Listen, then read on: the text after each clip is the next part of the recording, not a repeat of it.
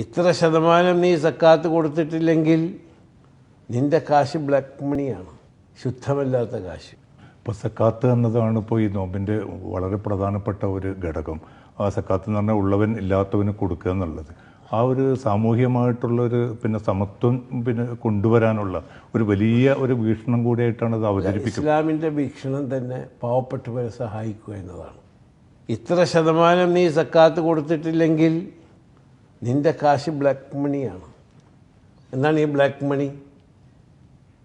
ശുദ്ധമല്ലാത്ത കാശ്.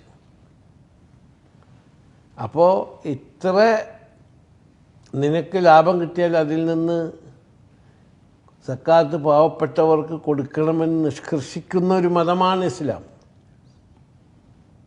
അത് നിങ്ങൾ മനസ്സിലാക്കണം. അപ്പോൾ ഒരു വിശ്വാസിയാണെങ്കിൽ അത് ചെയ്തോളാം, അല്ലെങ്കിൽ അവൻ വെറുതെ വർത്താനം പറഞ്ഞ് നടന്നിട്ട് കാര്യമില്ല. അവൻ വിശ്വാസിയാണെങ്കിൽ അവൻ പരിശുദ്ധ ഖുർആൻ പറഞ്ഞതനുസരിച്ച് ജീവിക്കുന്നവനാണ്. അപ്പോൾ അതിൽ പറഞ്ഞിട്ടുള്ളതാണ് നിങ്ങൾ സക്കാത്ത് കൊടുക്കുന്നത്. അപ്പോൾ കൊടുത്തോളണം, ഇല്ലെങ്കിൽ അവൻ്റെ കാശ് വയറ്റും പണിയാവില്ല എന്നാണ് ഒരു വിശ്വാസി വിശ്വസിക്കേണ്ടത്. അതിൻ്റെ അപ്പുറത്ത് എന്ത് പറഞ്ഞു അത് വേറെ ഇഷ്യൂ, അത് നമ്മുടെ സംസാര വിഷയമല്ല. ഒരു വിശ്വാസിയുടെ കാര്യമാണ് ഞാൻ പറയുന്നത്.